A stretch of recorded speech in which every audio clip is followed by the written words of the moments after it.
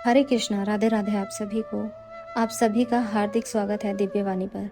तो ये कहानी है प्रिया और राहुल की, जिनकी शादी आज से लगभग 5 साल पहले मथुरा के पास एक छोटे से गांव में हुई थी। प्रिया बचपन से ही भगवान कृष्ण की अनन्य भक्त थी। उनके लिए भगवान केवल मंदिर की मूर्तियों में ही नहीं, बल्कि हर कण में निवास करते हैं। उनकी सबसे बड़ी इच्छा थी कि वे अपने विवाह के बाद अपने घर में लड्डू गोपाल जी को ले आए और उनकी सेवा करें। शादी के दिन जब विदाई का समय आया, प्रिया ने अपनी माँ से कहा, माँ, आप सब कुछ भेज देना, लेकिन मेरे लड्डू गोपाल को मेरे साथ जाने दो। उनकी माँ, जो खुद भी धार्मिक थी, उन्होंने मुस्कुराते हुए सहमति दी। इस प्रकार अपनी डोली में बैठी प्रिया अपने साथ न केवल नए जीवन के सपने, बल्कि अपने प्रिय लड्डू गोपाल को भी विदा कर रही थी। राहुल के परिवार में भी धर्म कर्म का माहौल था और उन्होंने प्रिया की इस भावना का पूरा सम्मान किया। नए घर में आकर प्रिया ने सबसे पहले लड्डू गोपाल जी के लिए एक सुंदर सा मंदिर स्थापित किया। वह रोज सुबह उन्हें जगाती, स्नान कराती, सुंदर वस्त्र पहनाती, माखन मिश्री का भोग लगाती और उन्हें लोरी सुनाकर सुलाती। राहुल भी प्रिया की भक्ति से प्रभावित होकर कभी कभी इस सेवा में उनका साथ देते। 1 साल बीत गया, फिर दूसरा, लेकिन प्रिया और राहुल के घर में किलकारी गूंजने की कोई खबर नहीं थी। वे डॉक्टर से मिले, कई इलाज कराए, लेकिन कोई लाभ नहीं हुआ। प्रिया धीरे धीरे उदास रहने लगी।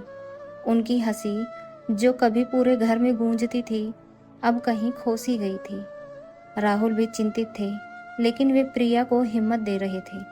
एक दिन प्रिया मंदिर में बैठकर लड्डू गोपाल जी के सामने फूट फूट कर रो रही थी। उन्होंने कहा, हे मेरे कान्हा, मैंने आपको अपने बच्चे की तरह पाला है, आपकी सेवा की है।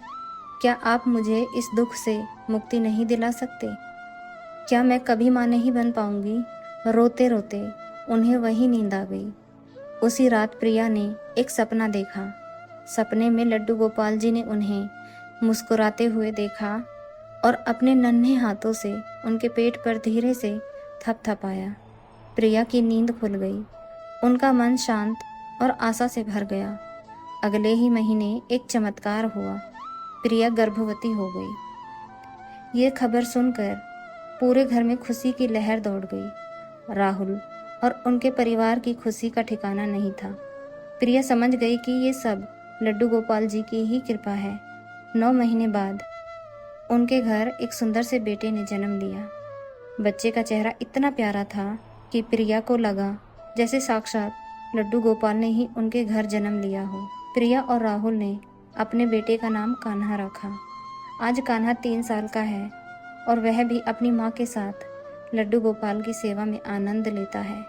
ये घटना प्रिया और राहुल के लिए केवल एक बच्चे का जन्म नहीं, बल्कि उनके लड्डू गोपाल की असीम कृपा और उनकी अटूट भक्ति का प्रमाण है।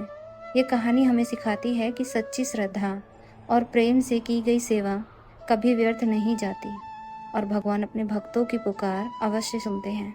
ये कहानी केवल प्रिया और राहुल की नहीं, बल्कि हर उस भक्त की है जो सच्ची श्रद्धा से अपने आराध्य पर विश्वास करता है, क्योंकि लड्डू गोपाल की कृपा अनंत है और वे अपने भक्तों को कभी निराश नहीं करते। दोस्तों, आपको ये वीडियो कैसी लगी? अपने विचार हमें ज़रूर बताइएगा। और अगर अभी तक आपने हमारे चैनल को सब्सक्राइब नहीं किया है तो सब्सक्राइब कर लीजिए। मिलते हैं एक और नई वीडियो के साथ। तब तक अपना ख्याल रखिएगा। हरे कृष्णा, राधे राधे।